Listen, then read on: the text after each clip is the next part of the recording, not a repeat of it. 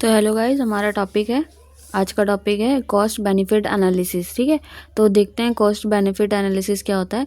Cost benefit analysis क्या होता है? एक सिस्टमैटिक प्रोसेस होता है। इसमें क्या करते हैं, हम कंपेयर करते हैं टोटल कितना कॉस्ट लग रहा है, एक्सपेक्टेड कॉस्ट कितना है, और किससे कंपेयर करते हैं, बेनिफिट कितना होने वाला है, एक्सपेक्टेड बेनिफिट। किसको किससे कंपेयर करते हैं? एक्सपेक्टेड कॉस्ट से एक्सपेक्टेड बेनिफिट को कंपेयर करते हैं। ठीक है, तो यही है cost benefit analysis is a systematic process of comparing the total expected cost of a project और programme with its expected benefit. ठीक है, देखते हैं स्टेप्स क्या होते हैं इसके, कैसे करते हैं स्टेप्स। आइडेंटिफाई द प्रोजेक्ट को आइडेंटिफाई करो कि कौन सा प्रोजेक्ट है। डिफाइन द प्रोग्राम को डिफाइन करो, और एक्टिविटी टू बी इवेल्युएटेड, जो भी एक्टिविटी है इवेल्युएटेड होनी चाहिए। ठीक है, आइडेंटिफाई कॉस्ट को आइडेंटिफाई करो कि क्या क्या कॉस्ट होने वाला है, लगने क्या वाला है, कि कितना कॉस्ट होने वाला है इसका।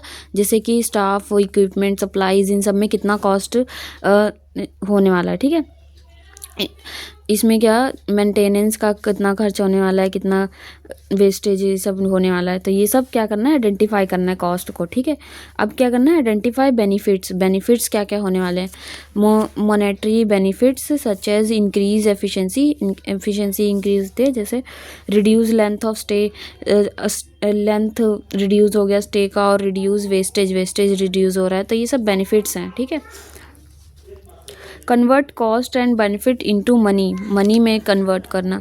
ठीक है, express all cost and benefits in financial terms में एक्सप्रेस करना। जैसे कि जितना भी कॉस्ट आया उसको फाइनेंशियल टर्म्स में जो है एक्सप्रेस करना, और बेनिफिट कितना आया है उसको फाइनेंशियल टर्म्स में एक्सप्रेस करना, कि कितना इससे कितना फ़ायदा हुआ है, कितना लॉस हुआ है, ये सब दिखाना। ठीक है, फिफ्थ क्या है, कंपेयर कॉस्ट एंड बेनिफिट्स, इन दोनों को कंपेयर करना। कैलकुलेट नेट बेनिफिट, तो इन दोनों को जब कंपेयर करेंगे तो हमारा एक नेट बेनिफिट निकल के आएगा, उसको कहते हैं कंपेयर कॉस्ट एंड बेनिफिट को कंपेयर किया। फिर उसके बाद क्या किया, डिसीजन मेकिंग किया। Project is accepted it if benefit exceed cost, project तभी एक्सेप्ट किया जाएगा जब बेनिफिट ज़्यादा होगा कॉस्ट से। ठीक है, तो ये था स्टेप्स। तो अगला देखते हैं एडवांटेजेस एंड डिसएडवांटेजेस क्या क्या हैं।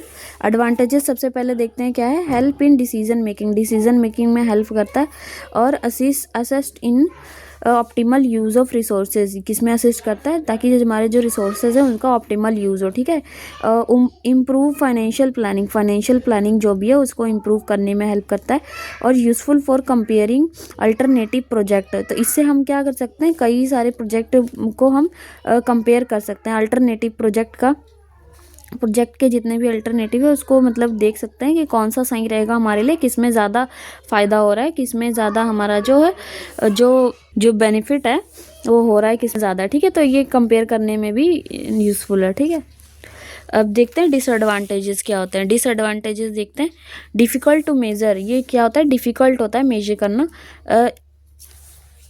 Difficult to measure intangible benefit, जो भी इंटेंजिबल बेनिफिट्स हैं वो डिफ़िकल्ट होता है मेजर करना। जैसे कि जो पेशेंट का सेटिस्फेक्शन है, उसको सेटिस्फेक्शन मिल रहा है कि नहीं, तो इससे क्या होता है, कई बार ज़्यादा कॉस्ट लग जाता है। तो ये सब है, ये डिफ़िकल्ट होता है मेजर करना।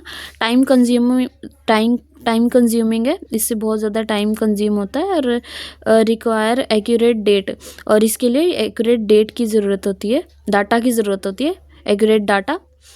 तो इससे कलेक्ट करना पड़ता है डाटा सारा, तभी पता लगता है क्या क्या क्या हमारा कॉस्ट है, क्या बेनिफिट होगा। ठीक है, तो कॉस्टली टू कंडक्ट, ये कॉस्टली होता है कंडक्ट करना। ठीक है, तो ये था हमारा cost benefit analysis. I hope आपको पता लगा होगा।